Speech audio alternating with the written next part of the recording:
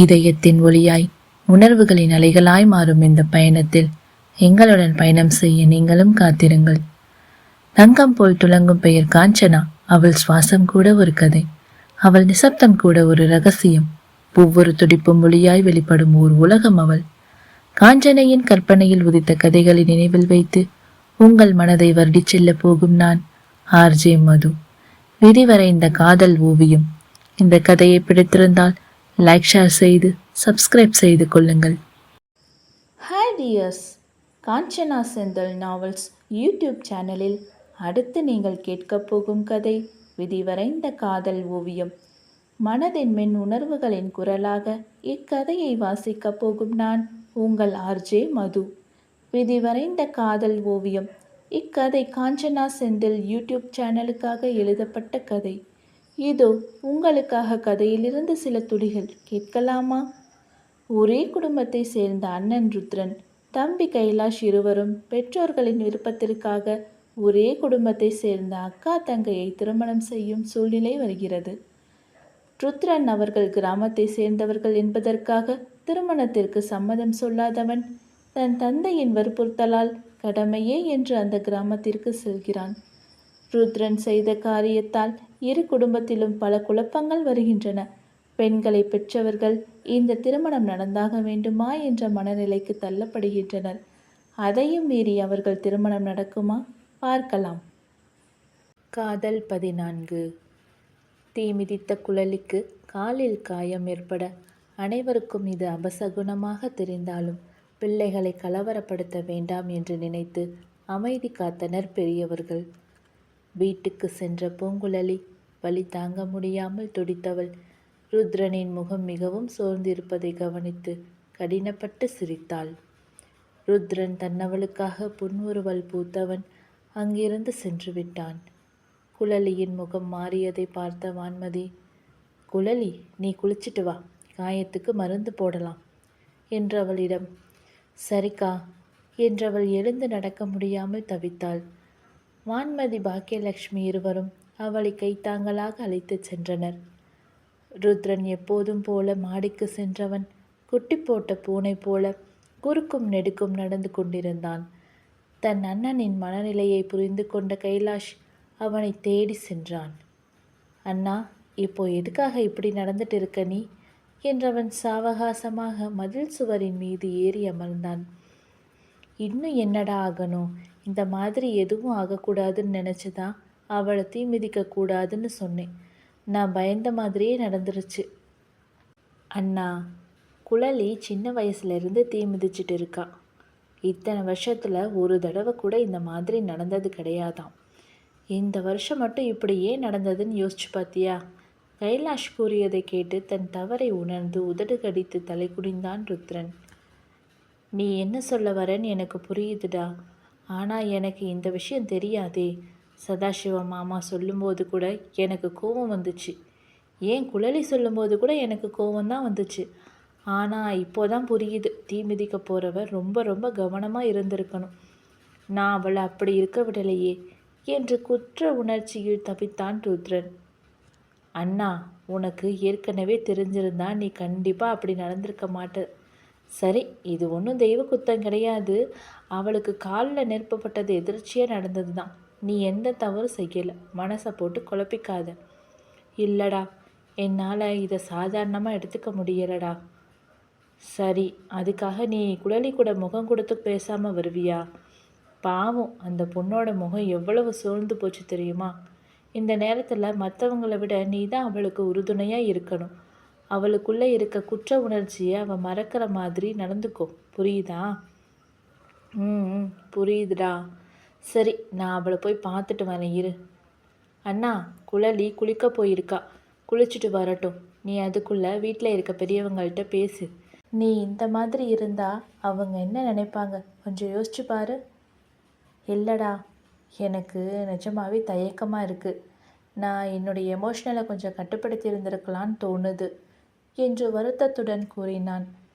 அண்ணா, என்ன முயற்சி பண்ணாலும் நடந்து முடிஞ்சதை நம்ம மாற்ற முடியாது. இனி நடக்க வேண்டியதை பார்க்கலாம், வா. குழலி குளித்துவிட்டு வந்தவள் பூஜை அறையில் விளக்கேற்றி எனக்கு என்னுடைய ருத்ரன் வேண்டும். நான் என்ன தப்பு செஞ்சாலும் எனக்கு மட்டும் தண்டனையை கொடுங்க என மனதார வேண்டிக் கொண்டாள். ருத்ரன் பெரியவர்கள் இடத்தில் சகஜமாக பேச முயற்சி செய்தான். சதாசிவம் அவனின் தடுமாற்றத்தை கவனித்தவர் அவனை தனியே அழைத்து சென்றார். விஸ்வநாதன் இதை பார்த்தும் பார்க்காதது போல இருந்தார். தம்பி, நான் சொல்லும்போது உங்களுக்கு கஷ்டமாக இருந்திருக்கும். இன்றைக்கி நடந்ததை பார்த்தீங்களா? இதுக்காக தான் நான் சொன்னேன். இந்த நேரத்தில் திருமணமான பெண்களை கூட அவங்களுடைய கணவன்மார்கள் தொந்தரவு பண்ண மாட்டாங்க. அவங்கள சாமியாக தான் பார்ப்பாங்க. இப்போ உங்களுக்கே குற்ற உணர்ச்சியாக இருக்கா இல்லையா? மாமா, எனக்கு விஷயம் தெரியாது. நீங்கள் என்கிட்ட சொல்லி இருக்கலாம். நான் பொதுவாக கோயிலுக்கு போவதுக்கு நீங்கள் அந்த மாதிரி சொல்கிறீங்களோன்னு நினச்சிட்டேன். என்னை மன்னிச்சிடுங்க மாமா. மன்னிப்பெல்லாம் எல்லாம் வேண்டாம் தம்பி. நீங்கள் என் பொண்ணு மேலே ரொம்ப பாசம் வச்சுருக்கீங்கன்னு எனக்கு தெரியுது.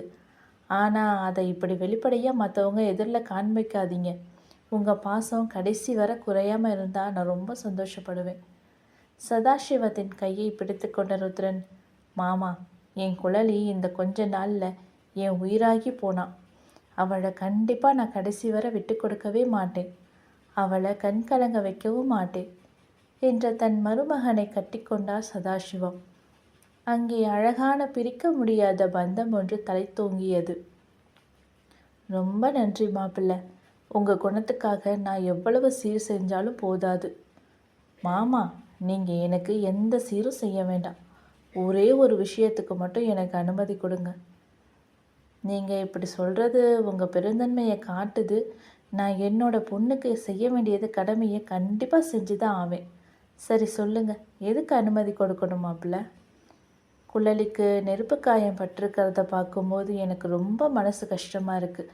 நீங்கள் பர்மிஷன் கொடுத்தா நான் அவ கூட ஒரே ஒரு முறை பேசிக்கிறேனே ப்ளீஸ் மாமா.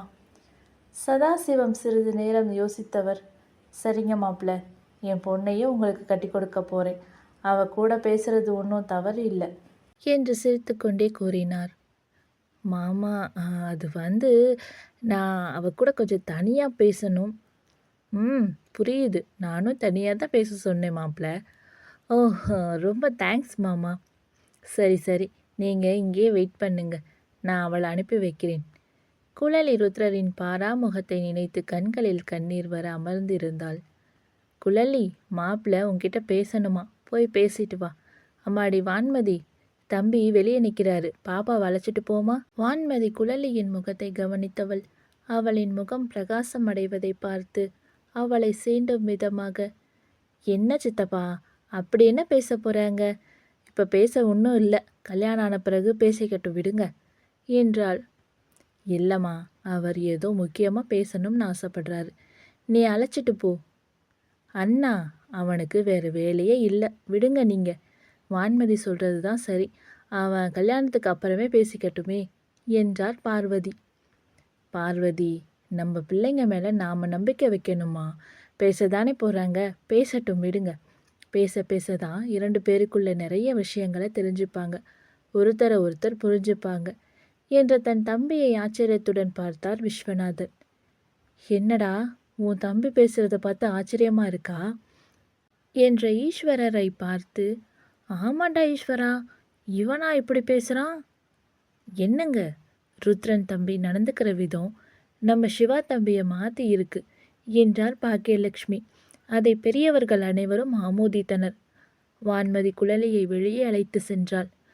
ருத்ரன் குழலியை கண்டவன் வேகமாக வந்து அவளின் கைகளை பிடித்து கொண்டு, என்னை மன்னிச்சிரடி, என்னால் தானே உனக்கு காயம் ஏற்பட்டிருக்கு என்று அவளின் கையை பிடித்தான். குழலி அவளின் கையை உருவிக்கொண்டாள். என்ன ஆச்சுமா என்று கேட்டான் ருத்ரன். அதெல்லாம் எதுவும் இல்லைங்க, என் கையை விடுங்க என்று வான்மதியை பார்த்து நெளிந்தாள். குழலி, இவர் உன்னை கட்டிக்க போகிறவர் தானே, அவர் கையை பிடிச்சா என்ன? சரி சரி, 2 பேரும் பேசிட்டு வாங்க என்று அங்கிருந்து நகர, வான்மதி ஒரு நிமிஷம்.